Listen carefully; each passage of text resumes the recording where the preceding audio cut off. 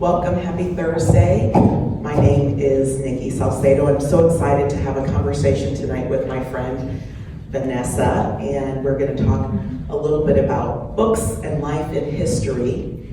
And at the end, we'll leave some time for you to ask questions as well. So the first question is, what inspired you to tell this story? I'm glad you asked that because it's actually your fault. So when this movie came out, I'm not sure if you guys have heard about it, called Black Panther. Nicki got all the Stanford alums together and had a big movie theater presentation. We all got together, all the Stanford people in Atlanta, to watch Black Panther. And it was a phenomenal movie. Everybody was walking around calling forever afterwards.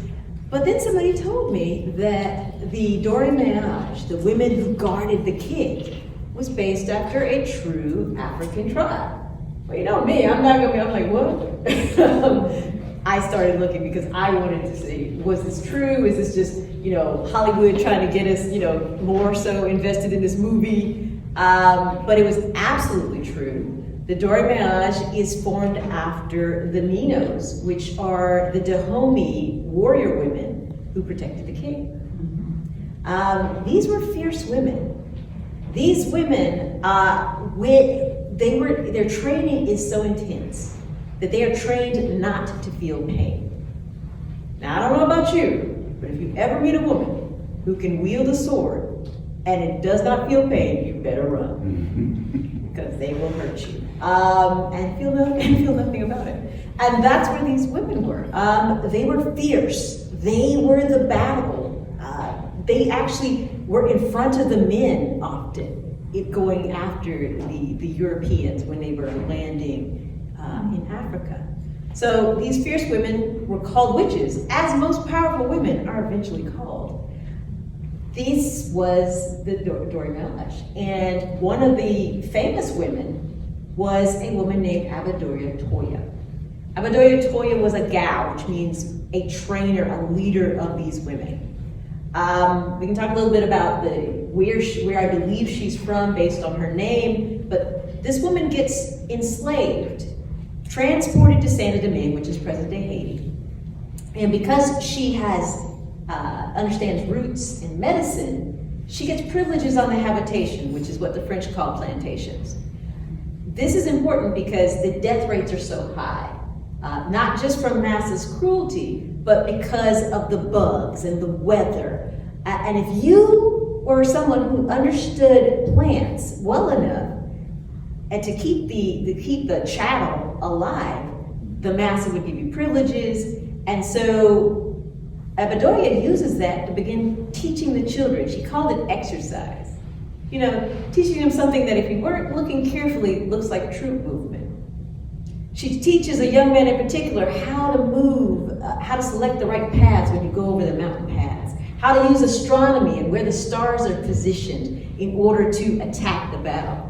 This young man grows up to be a Jean-Jacques Dessalines, the leader of the indigenous forces who overthrow the French. He didn't go to West Point. He gets all of his military prowess from Gran Toya. This woman was a state hero, and she's reduced to a few lines in a book here and a children's novel. She had to be returned to us. And so that was the impetus. But you just can't have this, for me, when I'm writing these stories, that's one type of power. There is soft power. And so I was looking for what was a good way to balance this, to contrast this, as well as to show you different aspects of Saint Domingue society. Because Saint Domingue was the pearl of the Antilles. Adam Smith, the great economist, talked about how wealthy this colony was. Everyone wanted Saint Domingue because of coffee, because of indigo and sugarcane. If you think back, for every $5 that flowed in the world, 4 of that comes from enslavement dollars. That's because of the sale of the coffee and the indigo and the sugar. So everybody wants it. Britain wants Saint Domingue. French wants Saint Domingue. Portuguese wants Saint Domingue. Spain wants Saint Domingue. And then them darn Americans after 1776, they wanted to. this is this fabulous colony. But I find a woman born in the same year as Jean-Jacques Dessalines, 1758. Her mother, there's a terrible earthquake in 1770 that levels Legonais, levels a lot of Haiti. Haiti is sitting on a shifting, so it constantly has these earthquakes almost every 50 years. Massive earthquake, hundreds die, but she and her mom are out there feeding people. And this never leaves Mary Claire. That becomes the mission of her life, is to feed people. There is in 1800, literally, the year 1800, Mary Claire at this point is in her midlife. She gathers young women together, they all dress in white, and they get on a mule train. Now, first of all, never get in white on a mule train. I'm just saying that might be my 21st century perspective. Something about mules. Mules are not clean animals. If you've ever been around them, not clean animals. They're not going to keep you white. But she does this. She gets on a mule train and she heads to Jacmel, because Jacmel is surrounded by the indigenous forces, the French forces. Everybody's fighting. The blockade is starving the people. There are letters coming out of Jacmel talking about how they are now sacrificing the horses. When you resort to killing your horse, you're very hungry, because your horse is your means of transport. It is how you are plowing your fields. You're killing your horses, you have no more hope. So this is on her heart. She gathers these women on a mule train, and she believes that if she goes down there, they're going to stop fighting. Now, personally, I don't have that kind of faith. So about men and guns and shooting, and they're gonna know who you chew on the right side. I don't have that kind of faith. She had that kind of faith. She goes into the middle of this battle, they stop fighting, and Jacmel is saved, because she's there, and she doesn't care what side. She's binding up the wounds, she's bringing medicines. I firmly believe she is the first battlefield nurse, predating Mary Seacole and Florence Nightingale, because this is literally 1800. Their later Victorian era. This woman, Mary Claire, becomes Jean-Jacques' wife.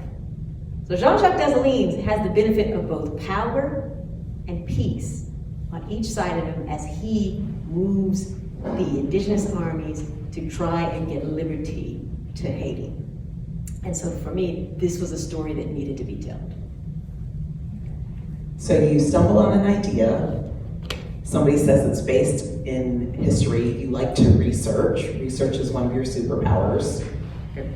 And then you have to bring to life stories that are, you said, a single sentence, a mere mention. What story became of these characters who you discovered? I was very fortunate. And I kind of bitched and moaned about this part. I had a lot of French to translate.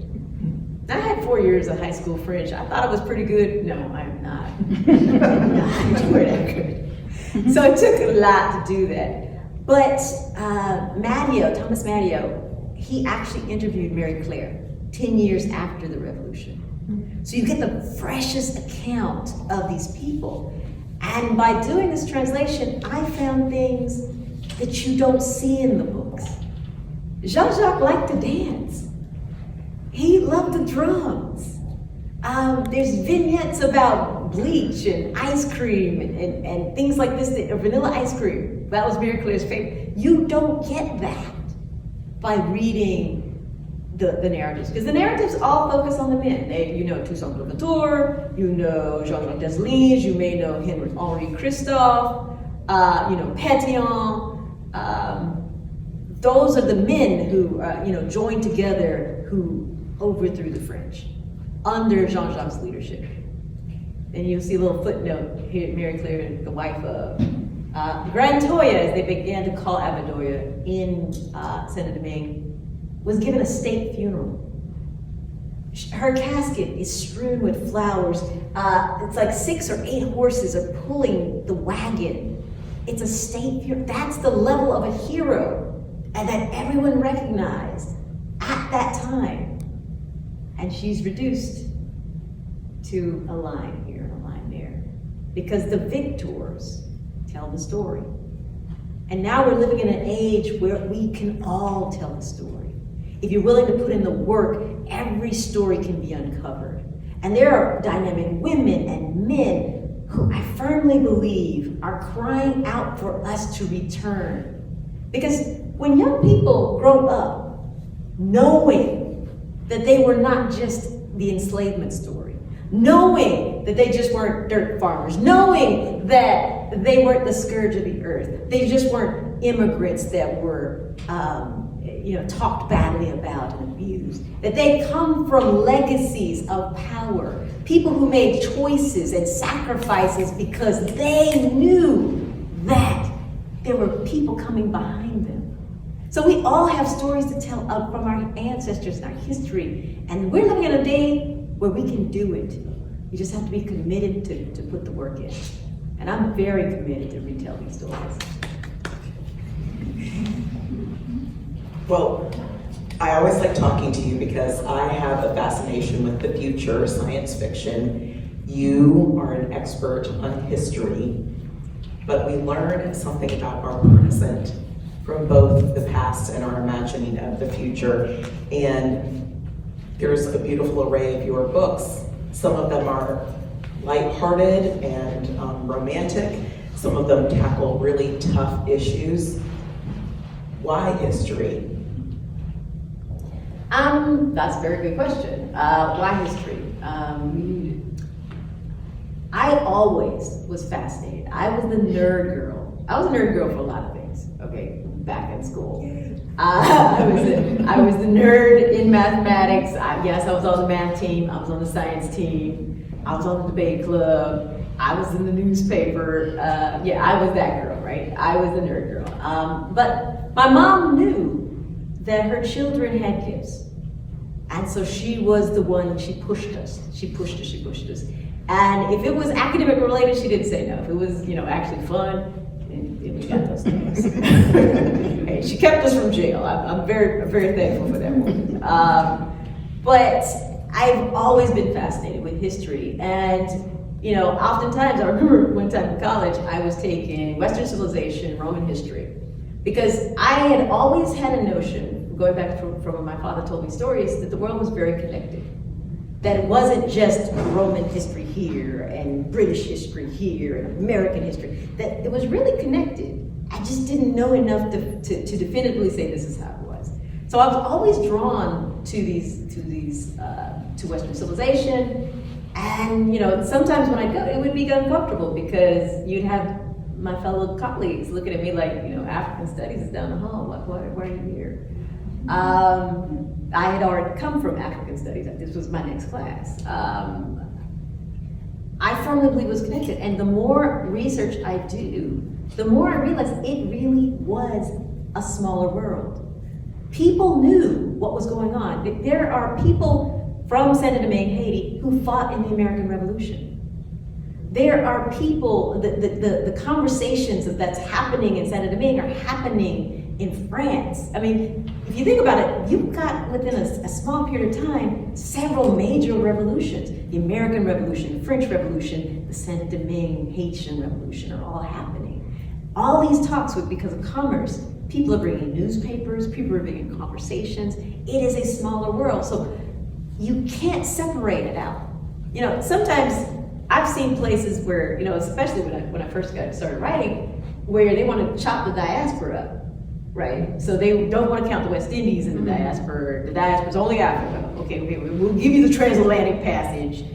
No, it's all connected. And the more that we see that we are all connected, I think we feel each other's humanity in ways that are special and reach deep into our souls, because your soul knows the connections, whether your mind wants to realize it or not. And so I play in those veins. So I love history. When I first got started, to tell a story singularly focused on a power woman wasn't something that was allowed, or it was very hard, or you had to do it completely independently published, because the big publishers weren't looking at that, because they thought you, the readers, didn't want to hear that. I personally think that if you give the readers an opportunity, the readers will show you that, yes, this is fascinating, this is interesting, we want to know more. But for a long time, publishing was not very interested. So to get my feet wet, the easier aspect is let's tell the happy stories. I love romance, you're guaranteed happy ever after. And let's slip some history in. Let's slip a little bit more history in. Let's slip a little bit more history in.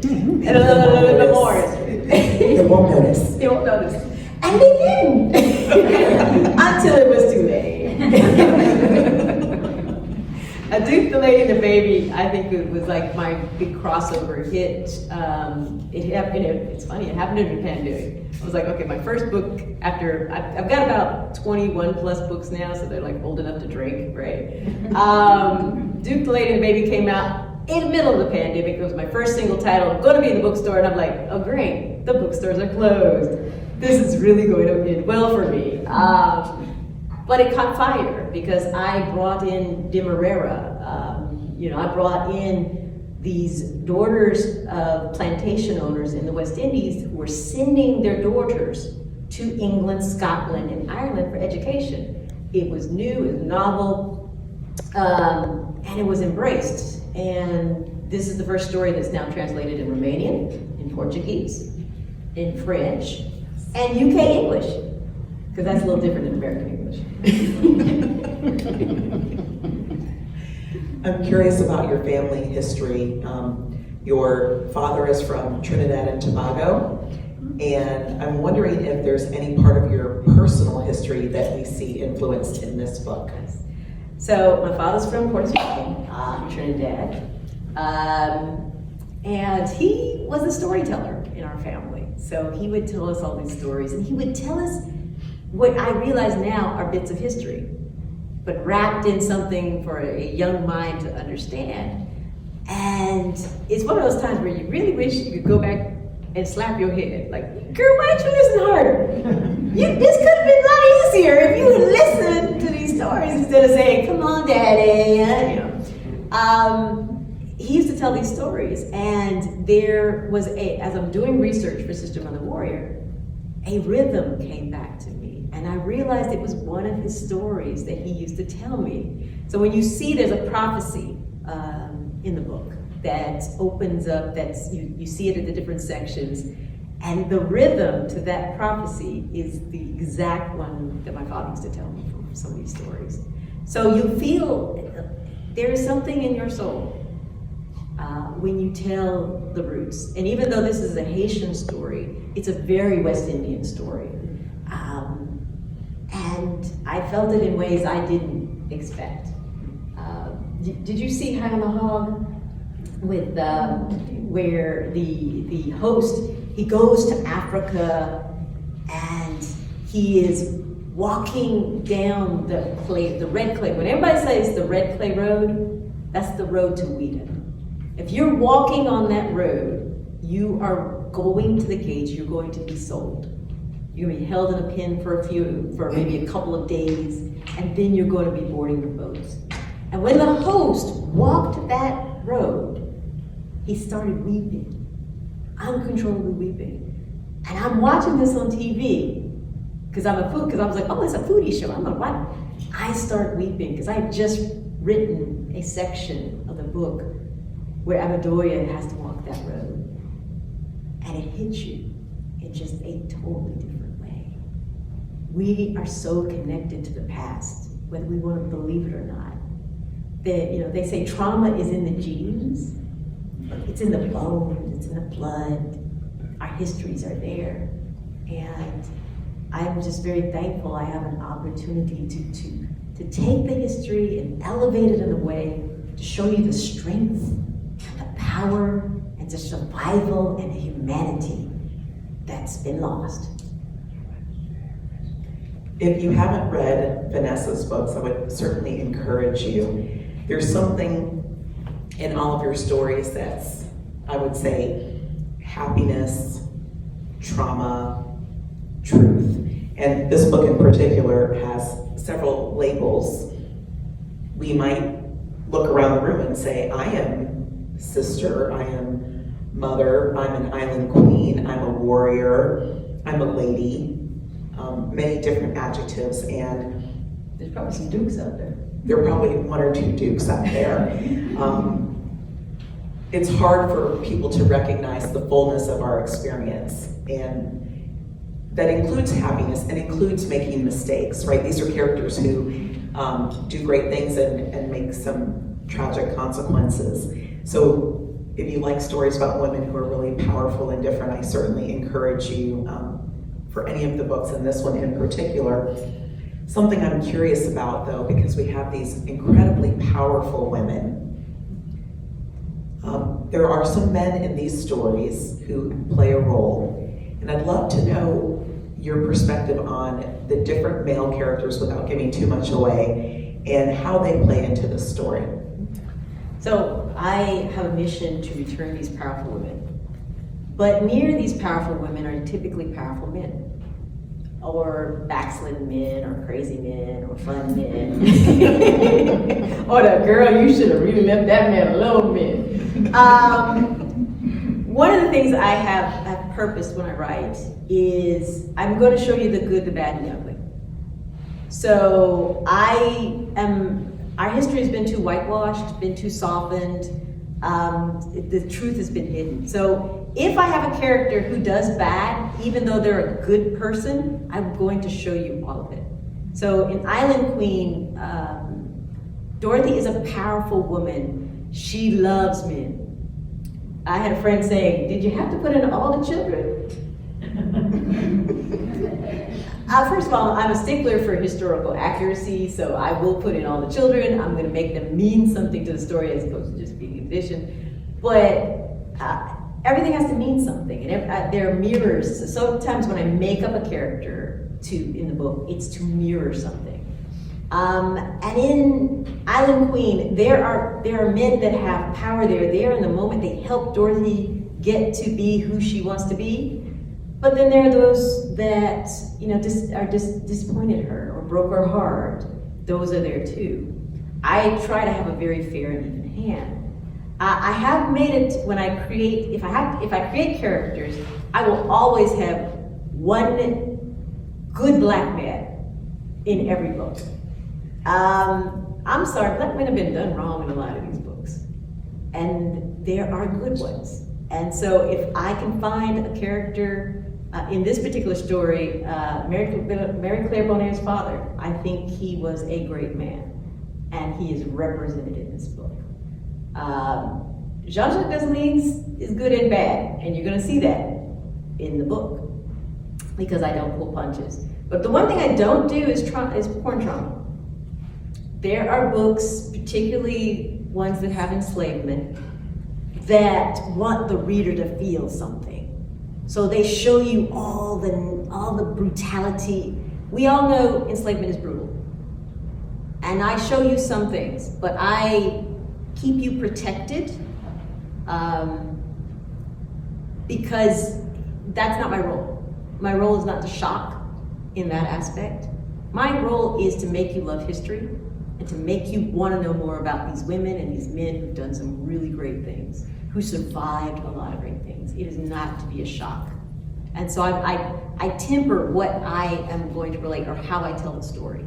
So you're going to see the good, the bad, the ugly, and I'm very protective of my readers. So I'm going to make sure I give you the best story that I can to tell you what happened, the truth, with little flourishes, because I got to throw in some flourishes.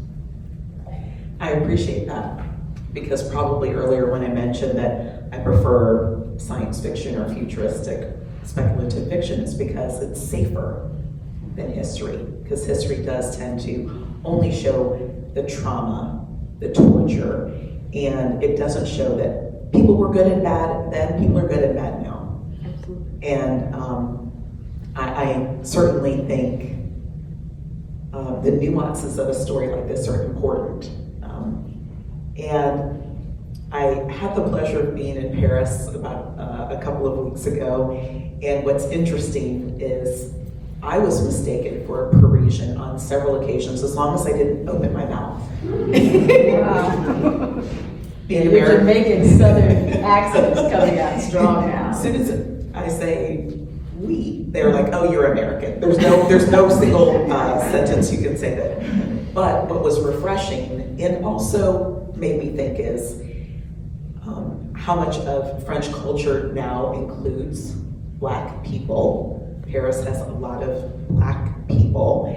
And there was an interesting article I read in the New York Times in May. And I don't know if any of you saw it. I would encourage you. It's called Haiti's Ransom. I read it. I sent it to everybody in my family, my teenagers, my husband, because I was born in Jamaica. My family's Jamaican. And I think there's been a lot of conversation recently about dealing with colonialism, imperialism, whatever you want to call it, in India, in the West Indies, wherever. And what does that mean for us today? So I was in Paris sort of witnessing the after effects of these historical times and what Paris looks like now. And I'm wondering if you, read that article and if you have any comments on the colonial impact that we see today. Well, I read it, and I have a lot of comments on that. The first thing is, Haiti becomes free in 1804, it's formalized with their independence in 1805. And for a moment in time, everyone's equal in Haiti. Jean-Jacques writes a constitution. He makes everyone Black. The Europeans who are still there, the French who are still there, the Blacks who are still there, the coloreds that are still there, because colorism is a thing. Don't get it twisted. There's a thing. That's all. The book also goes into that. But everybody's equal for a period of time. Then some things happen, and the country splits into the Republic and the Kingdom. The Kingdom, led by King Christophe, King Henri Christophe, believed in investing in the country. So at that point in time, literally in 1810, you have universal education for all the Haitian people in the kingdom. You have the citadel being finished. The citadel is the 8th wonder of the world. King Christophe believed the French were going to come back, so he began to militarize and build the citadel with 300 cannons to frighten the French away, because he knew that they would come back if you let their guards down. He's bringing in doctors from Europe. He brings in Prince Saunders from the United States to begin to institutionalize the way to read and write. You could actually go through the classrooms and hear both French and English being taught to the children. But King Christophe dies in 1820. Boyer, who is now running the Republic, seizes the moment and takes over the kingdom, and everything that King Henri was doing, he abolishes, doesn't do it anymore. So they abandon the citadel. There's no more free education. He does a number of things, and in his mind, according to the newspapers, the historical record, he believed that France should recognize their independence, and he would do anything to have that happen. So there's an article about in 1825, the French fleet is completely in the harbors, ready to attack Haiti. And the next minute, you have Boyer sitting, having dinner with the commanders of the French fleet. And he signs and capitulates to 92 million francs, the only country to defeat a world power having to pay reparations to the world power. 92 million francs, they calculated in this article, ends up being billions of dollars. That could have been, like, if you look at Dominican Republic and Haiti. Dominican Republic was Spain's. The investments, as any society would do in education, in building, in roads, continues. Haiti doesn't have that because they have to keep paying this debt. And they have to take loans to pay this debt. And so this debt triples and quadruples, and they starve the people. The people are still, the article is so heart-wrenching. There's a woman farming coffee the exact same way they were farming it in 1800s. All the investment that a society would have done was robbed from Haiti. King Henri had actually begun negotiating with Britain, with the czars of Russia and the Americans, and they were keeping France at bay because he was doing everything to show, look, this is what we're trying to do, this is how we're trying to build the nation and the education, and they were keeping France from coming back. He's dead. Boyer does not keep up the communications with England or anybody. He's directly communicating with France, thinking he's got some swag.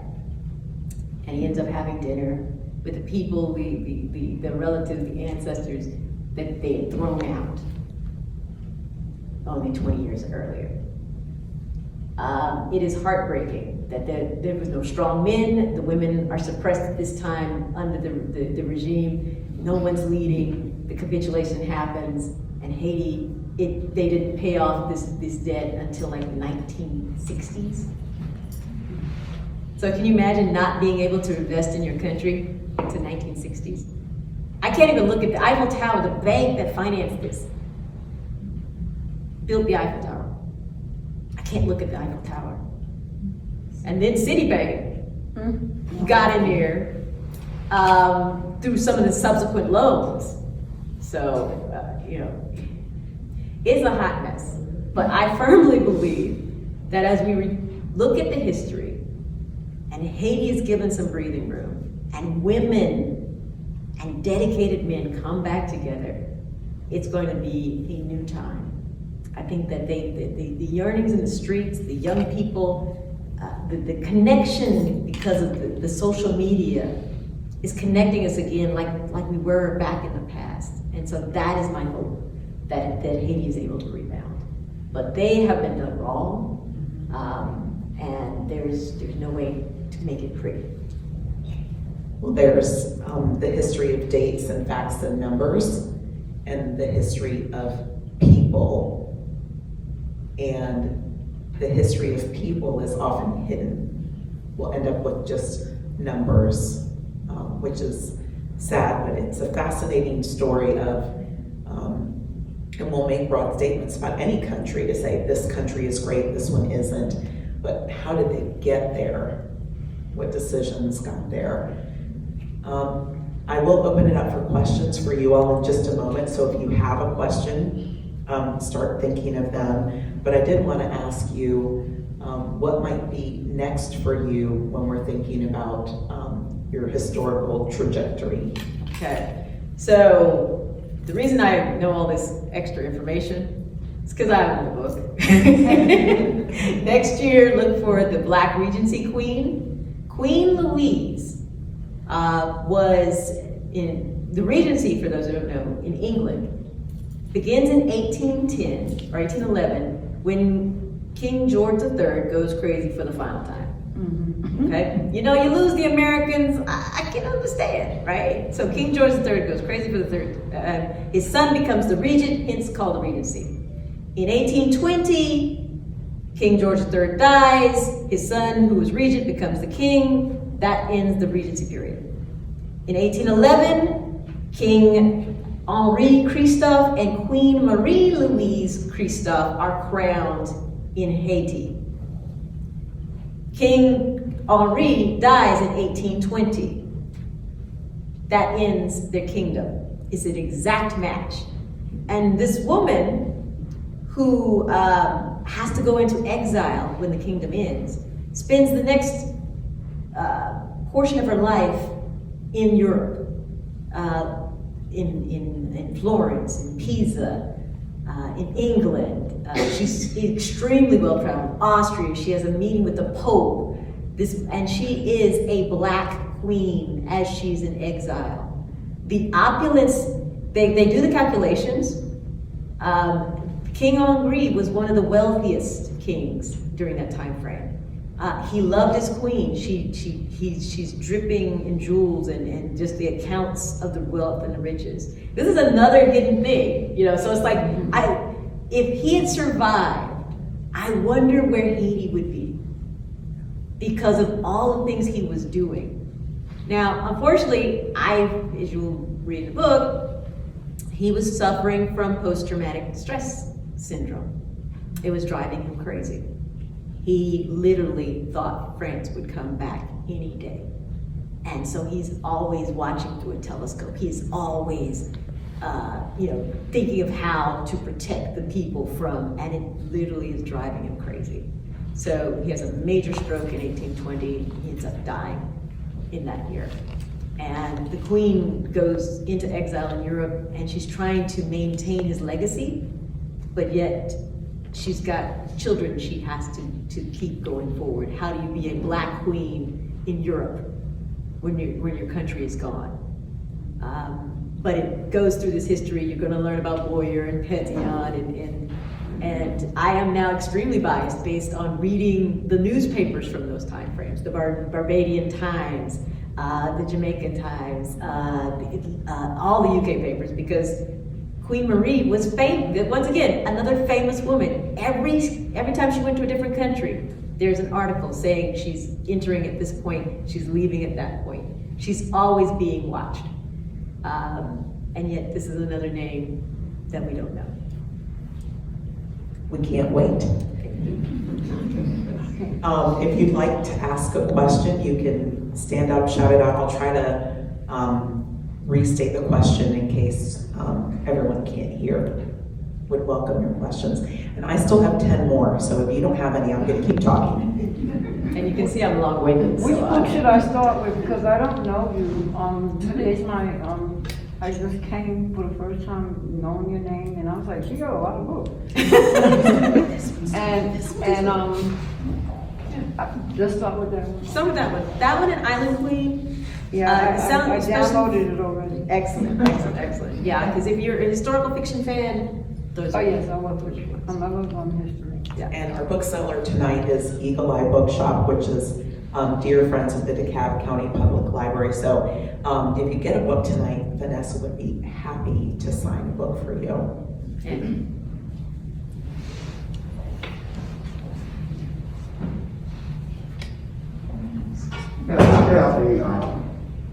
Yes, a collateral question regarding Josephine Baker.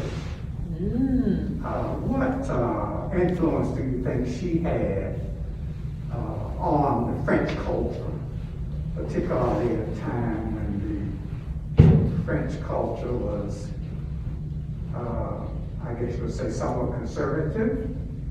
And I think she went there when she was 19. So do you have a position on the influence she may have had on French culture that has survived to this day? Not sure about the surviving part, but when Josephine Baker, to my understanding, when she went over, she was a phenomenon. Mm-hmm. She was so beautiful. And the French love beauty. The French love beauty. They will exploit beauty, as most powers will do. But Josephine Baker there are so many stories of her that haven't been done. Like I just recently learned that she was a spy. Yeah.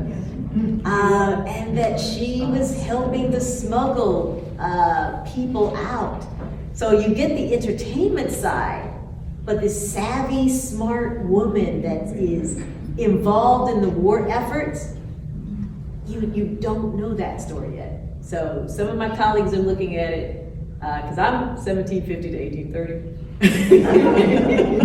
But yeah, the lasting effects, I think she's another woman, unfortunately, that's, you get the exoticism. So you'll always see the pictures of her dancing on stage and whatnot. And you very rarely hear about this other side to her, of how she was so invested in the war efforts that she decided to risk everything to be a spy. Great question. So even for someone like Josephine Baker, we know. With your hand up. Okay, let's see if I can make sense of my question. It's like bubbling around in my head. So tonight's lecture is my first introduction to you and your stories, and I'm really enjoying it.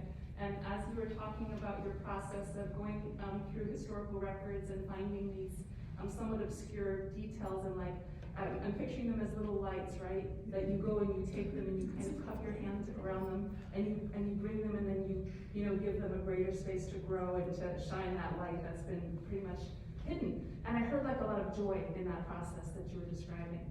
And I imagine that there may also be some like frustration and pain. It's like, these, these people, these real lives, these stories, these powers have been obscured and kept down and hidden.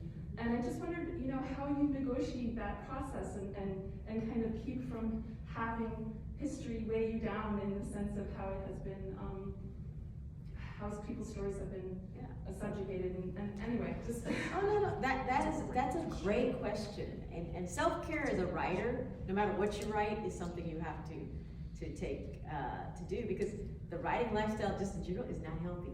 You're sitting all the time. You're on the screen, so you don't know what kind of razor the screen is doing. It's not a healthy lifestyle, so self-care is important. But when you start doing this research, and there are times where I love books, I have very old books, I've thrown very old books across the room because of the perspective that they took. When I was doing research on Island Queen, when it was very clear that Dorothy, while she was enslaved, was raped by her brother and had children by him, they called it a relationship. No, That book, I don't care how old that book was, that book went across the room.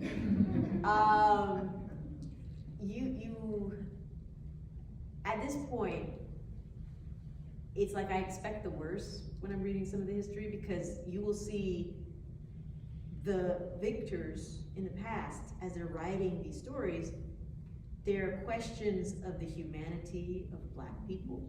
There are questions of whether they feel pain like everybody else. You'll see people trying to justify chattel enslavement, trying to say there were good masses and bad masses. Anytime you own people, you're bad, But that's actually in the history books, and that's how these things are recorded. And so you have to take breaks, and you've got to kind of clear your head, and that's why I'm a fact girl first.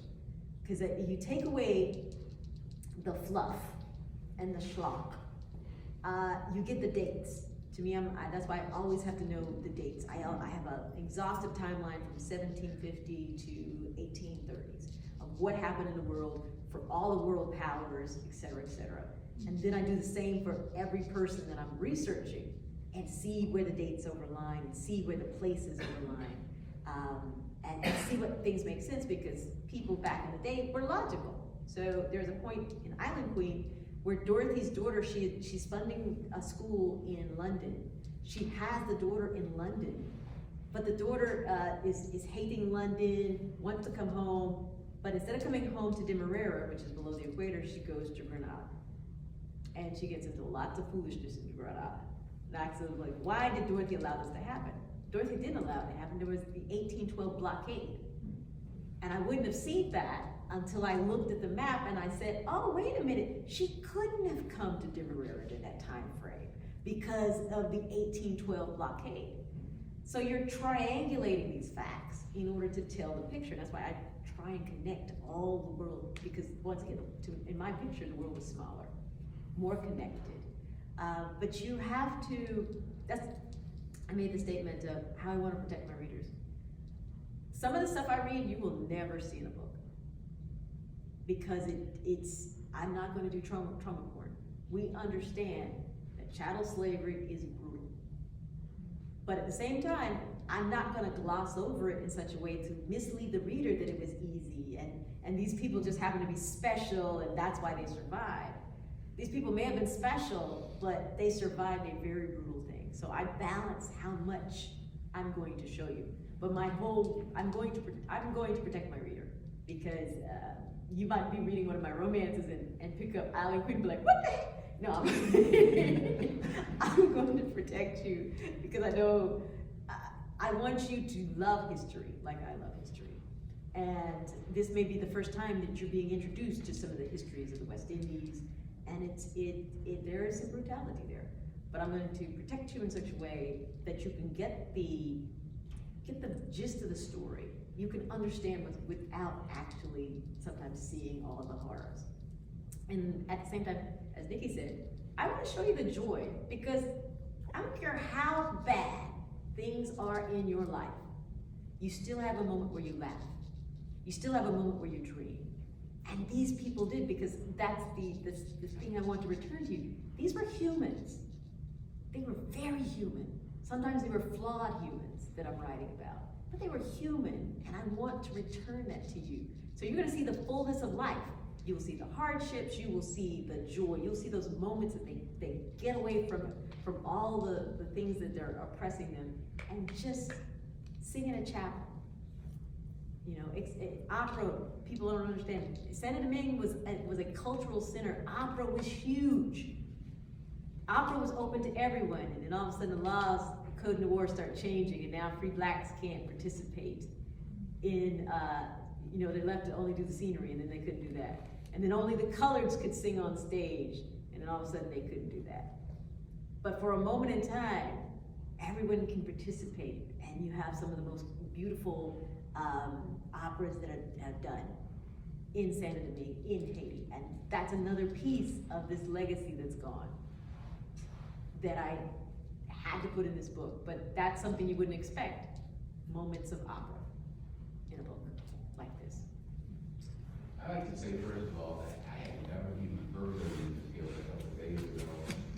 Tuesday, the NPR interview. Excellent. And I'm not even a reader, but I was so intrigued that I have to read your book.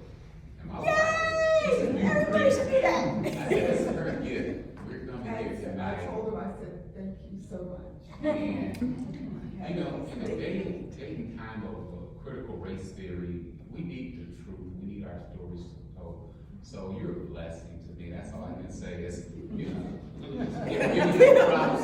give you your props by your materials and spread word. Please. I mean, that's how, right now we have a beautiful window where the world is open to these stories. The world stays open to these stories if people are buying, because the publishers are looking, the media is looking. Please buy my book. I'm going to interject for a minute because it's related to your comment and also yours, which is something Vanessa has not alluded to, is not just the 21 prior books, but how many people told her she should not write these stories. And I've been fortunate to know her for some time. And the ability for a writer not just to find those little lights in the story is one problem, but when you find the story, convincing the world it's worthy to be told. So your perseverance is sort of a historical legacy of your own, of bringing these people to life who somebody said were not worthy. Yeah, so you guys are seeing me in the great season, right? We're here, but I was, you know, I wrote my first novel in when I was having her, yeah. So that's my daughter right there.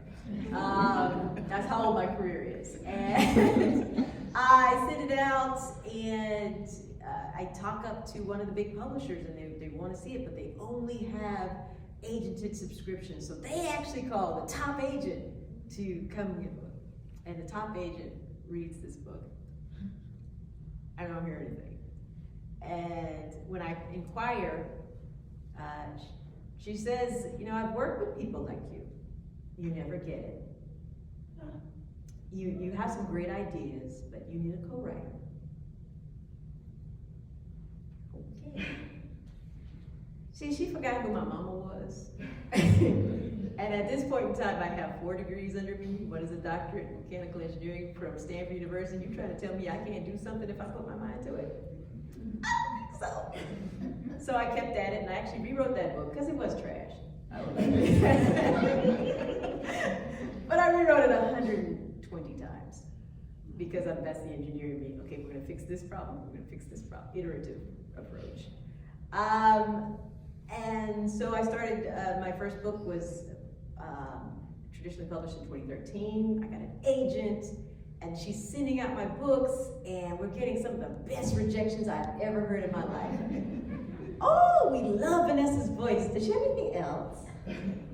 Oh, this is great. We don't know how to market this. And I'm telling literally the same stories that I'm telling now. They were too brown for them. They were centering, Black women, women of color in positions of power. They did not know how to market it, and once again, the readers, they assumed that you guys did not want to see this. So we keep going along, and all of a sudden, the first book I independently published, The Bargain, 1,000 people in 2 weeks without any advertisement buy it. And they're liking it, and they're asking me for more, and I'm like, oh crap, I wasn't ready for that part, the more part. Had to learn to write faster. Traditional publishing starts knocking around book 15, and they're like, you know what, you got something going on over there, girl. How about you wanna publish with us? And I'm like, who are you? And how did you get my number? But we had a conversation with Entangled, and at that point in time, I sought with the Lord, I want a bigger platform. Because if I'm doing something and I'm stubborn, I wonder about all the people who heard that same speech who gave up. And I think back now, like I told you, my books now are being translated in Romanian, in Italian, in French, in Portuguese, if I'd given up. So I go with Entangled. Now my books are now starting to be reviewed in NPR. They are being reviewed in the Washington Post, Entertainment Weekly. I decided to go to a historical novel conference because I have a friend who's like, even though you write romance, your books are all about history. You should come to the Historical Novel Society. And I'm like, okay, what? $400? $400 is the conference fee. You're gonna have fun, it's gonna be, okay, fine. And then, this is how you almost shoot your blessings down. It was $20 to pitch to an editor. I'd already paid $400. I was like, why isn't this included? Why had to pay another $20 to talk to an editor? And my friend was like, you paid $400. You cannot come up with another $20 just to talk to an editor. In my mind, I was like, they don't want these other stories that I have, right? In my mind, that's really my thinking when you go back to it. They don't want these other stories. Why am I going to give them another $20 and they don't want these stories? But I paid the $20, and I sit down with Rachel Kahn and William Morrow.